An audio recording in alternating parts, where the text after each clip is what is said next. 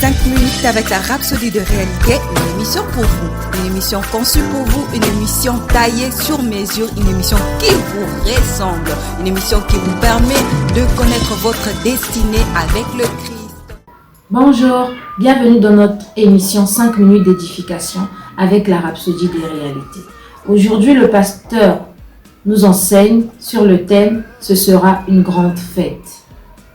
Le verset d'ouverture est tiré du livre d'Apocalypse 19, le verset 9, qui dit « Et l'ange me dit, écris, heureux ceux qui sont appelés au festin de noces de l'agneau. » Et il me dit, ces paroles sont les véritables paroles de Dieu. Souvent, quand un pécheur est conduit à Christ, certains disent qu'il y a une grande fête dans le ciel, à cause de ce que Jésus a dit dans Luc 15, le verset 10. Il y a de la joie devant les anges de Dieu pour un seul pécheur qui se répand. Même si la Bible ne dit pas tout à fait qu'il y a une fête au paradis quand un pécheur vient à Christ, elle parle d'une grande fête au paradis dont nous allons tous faire partie. Ce sont les noces de l'agneau. Nous aurons une fête au paradis. N'aimez-vous pas cela? Et ce sera la plus grande de toutes les fêtes.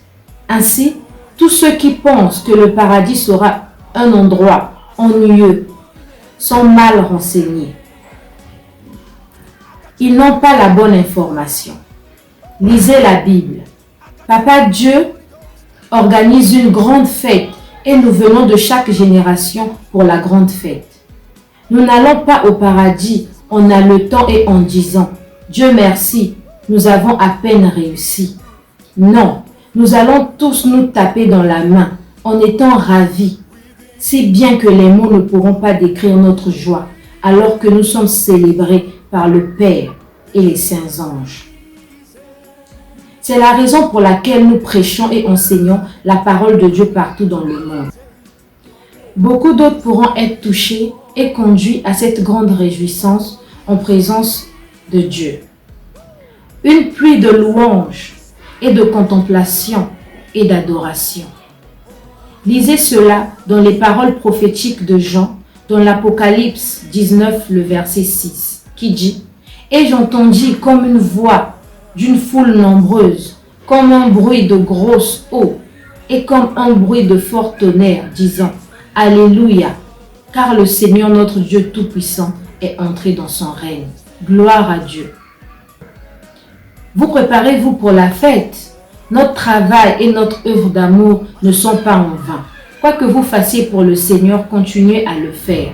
Mettez-y toute votre vie parce que nous allons être récompensés et couronnés. Tout ce que vous faites, tout sacrifier pour l'évangile est pris en compte.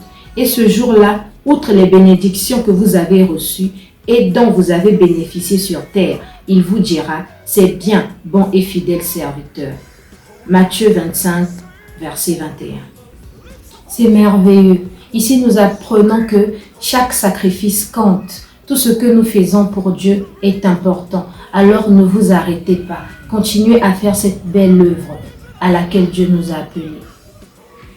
Nous allons prendre quelques instants pour la méditation. Veuillez répéter cette prière après moi. Cher Seigneur, merci pour le privilège d'être dépositaire de l'Évangile et de participer au ministère de la réconciliation. Merci pour l'assurance que mon travail et mon œuvre d'amour ne sont pas vains.